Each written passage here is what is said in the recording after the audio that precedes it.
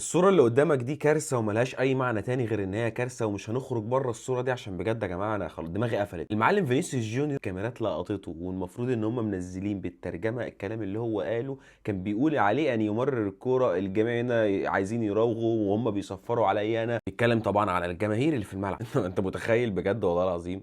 بيقول لتشابي ألونسو خلي جونزالو جارسيا يباصيل الكوره. المعلم فينيسيوس جونيور بالاداء اللي عامله الماتش اللي فات ده كان شايف ان المشكله في جونزالو جارسيا ان هو مش بيباصيله. لما تيجي نبص كده على الارقام اللي على الورق بجد والله، هو المعلم فينيسيوس جونيور عارف ان جونزالو جارسيا اللي جايب هاتريك لامس الكوره 32 مره بس؟ عارف فينيسيوس جونيور اللي متضايق من زمايله ومتضايق من جونزالو جارسيا اللي هو على العيل الصغير وبيشتكيه وبيقول هو مش عايز يباصيلي، ويقول لتشابي الونسو خليه يباصيلي الكوره؟ عارف فينيسيوس جونيور ده لامس الكوره كام مره بالاداء الخريان اللي كان بيقدمه؟ 51 مره بثمان مراوغات. كل ده وشايف ان المشكله مش فيه، المشكله ان زمايله مش بيبصوا له الكوره. اقسم بالله وصل لمرحله يعني